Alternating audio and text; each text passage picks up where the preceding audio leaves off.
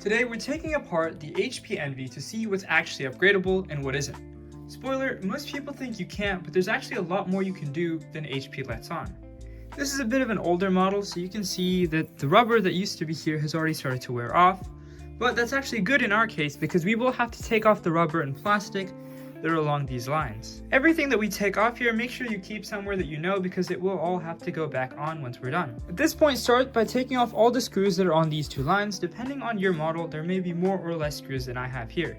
I would recommend using a screwdriver with a replaceable edge because there are going to be a few different types of screws that you're going to have to take off. Once you've taken off all the screws that are along these lines, take off any screws that are down here. This could be anywhere from 1 to 3 screws depending on your model. Once all the screws are taken off and safely secured, we're going to actually pry off the back panel. And to do this, all you need is a set of cheap plastic tools that I got from AliExpress for about $2 or so. Now, unfortunately, there really is no shortcut here. It is a very long and tedious process, especially if it's your first time doing this. But as you can see, there is a sort of seam here, and along that edge, we're just gonna have to insert plastic tools and pry it across, moving from one end to the other, like that. Full disclaimer before we start, do not use metal tools because it can scratch and definitely can damage the computer itself. Once you manage to find a point where you can slide this in, all you have to do is just simply slide it across until you can open the whole thing.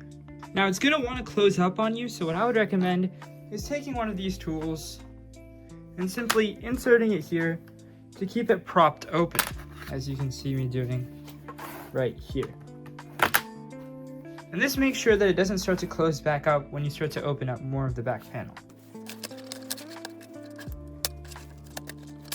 As you can see, the panel is starting to lift, but please do not try and pull the whole thing off until all of the edges are taken off. It may sound like you're breaking it, but I promise you, you're not.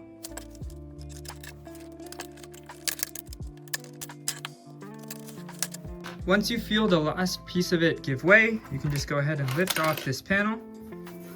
And depending on how long you've used it, there may be a little bit of dust and accumulation here, so make sure to clean that off. And now you can see the computer. First thing, which I would always recommend you do, is to unplug the battery whenever you're working on anything, no matter what you're doing. To do that, all you have to do is that, and the battery is now unplugged. Now the first thing, and probably the most frequent upgrade that you will probably want to do, is replacing this battery. Pretty easy to do. All you have to do is look this up on Amazon and buy a replacement, and now I'll show you how to take the battery off.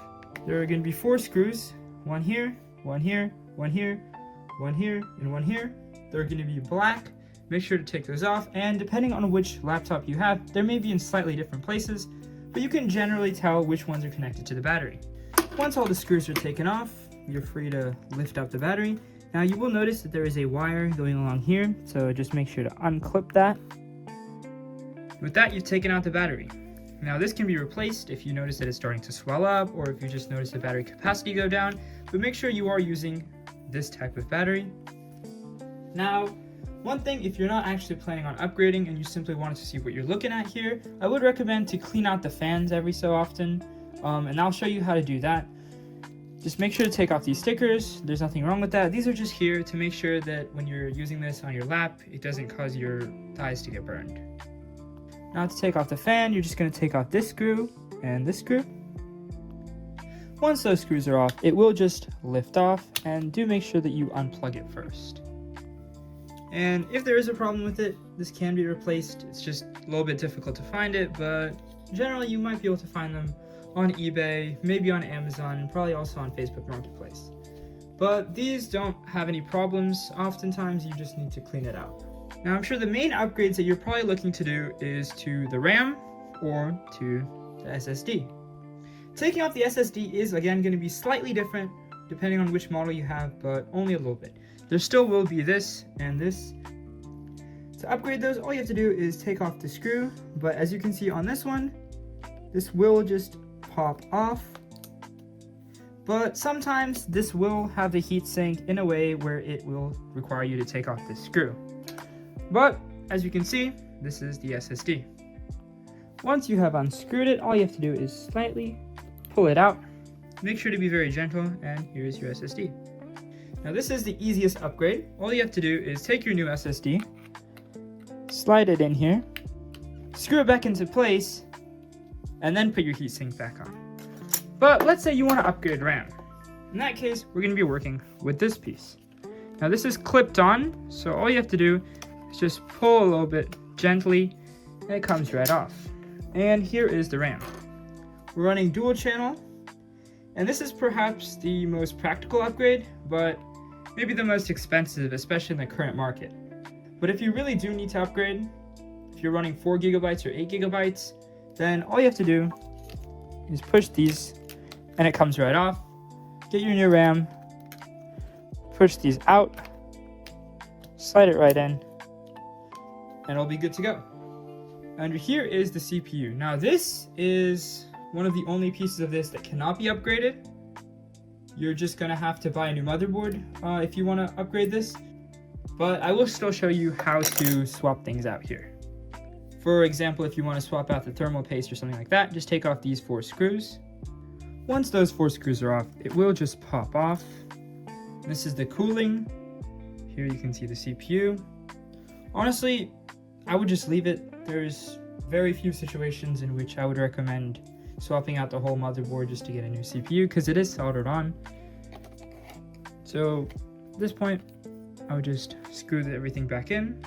Now I'll put back on the heat sinks for the RAM and the SSD. Now for the last component that's decently easy to replace, it's right here, the Wi-Fi.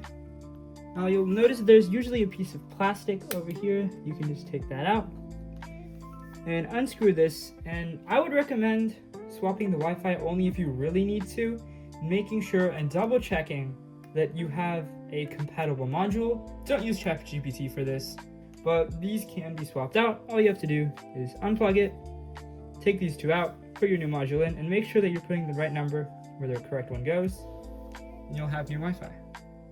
Now that we're done, I'm gonna just put all the modules back where they go, starting with the fan. And then I'm going to screw the fan back into place. Now I'll put the battery back into its place. When you do this, make sure not to let this wire drift. And just slide the battery back exactly where it was.